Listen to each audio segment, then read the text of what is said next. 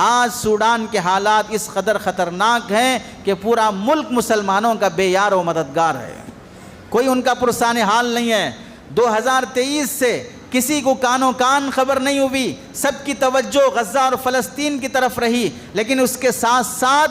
غزہ پر جیسے مظالم ڈھالے گئے ویسے ہی مظالم سوڈان کے مسلمانوں پر بھی ڈھائے جا رہے تھے۔ غزہ میں تو ظلم کرنے والا یہودی خبیث تھا، وہ ملعون تھا جو اسلام اور مسلمانوں کا کٹر دشمن ہے۔ سوڈان پر جو ظلم ہو رہا ہے 2023 سے 3 سال کے عرصے سے، عبد الفتاح البرہان یہ بھی مسلمان اور دوسرا محمد حمدان یہ بھی مسلمان، 2 ظالم مسلمانوں کی سیاسی مکاریاں اور سیاسی چال بازیاں، سیاست کی کرسی حاصل کرنے کی خاطر بے قصور مسلمانوں پر ظلم ہو رہا ہے، معصوم بچوں پر ظلم ہو رہا ہے۔ 5 سال کا 6 سال کا بچہ جسے درندہ مسلمان مارنے کے لیے آگے بڑھ رہا ہے، وہ ہاتھ جوڑتے ہوئے سورہ فاتحہ کی تلاوت کر رہا ہے۔ اپنی جان کس سے بچانا چاہ رہا ہے؟ کسی یہودی سے نہیں، خود مسلمان سے بچانا چاہ رہا ہے۔ جس 2 سال کے یا 3 سال کے معصوم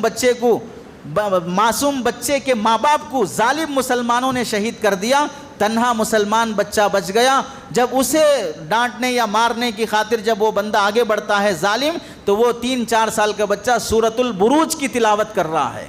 یعنی مطلب یہ ہے کہ 3-4 سال کے بچے بھی قرآن مجید کے سورتوں کے حافظ ہیں، اور اللہ کا کرنا کہ اس ظالم کے سامنے سورۃ البروج کی تلاوت، جس میں اللہ نے اصحاب الاخدود کا ذکر کیا ہے، خندق کھود کر کلمہ پڑھنے کی وجہ سے دفن کر دیے جانے والوں کے ظالموں کا انجام اس میں ذکر کیا ہے، یعنی وہ معصوم بچہ ان ظالموں کو اپنے انجام سے آگاہ کر کے دنیا سے رخصت ہو رہا ہے۔ آپ دیکھیں اس 2-3 سال کے عرصے میں 1.5 لاکھ مسلمان اب تک شہید ہوئے ہیں سوڈان کے، اور 46 لاکھ مسلمان بے گھر ہو چکے ہیں، وہ ریفیوجی ہو چکے ہیں جنہیں کوئی سہارا نہیں ہے، وہ جنگلوں میں، وہ بیابان میں، وہ خالی میدانوں میں چھپر ڈال کر، خیمے ڈال کر اپنی زندگی گزار رہے ہیں۔ 2.88 کروڑ مسلمان بھوک سے مر رہے ہیں۔ عورتوں بچوں پر، جسے اسلام میں اگر سامنے دشمن کافر ہے، پجاری ہے، بت پرست ہے، ان کی عورتوں کو بھی ہاتھ نہ لگانا، ان کے بچوں کو بھی ہاتھ نہ لگانا،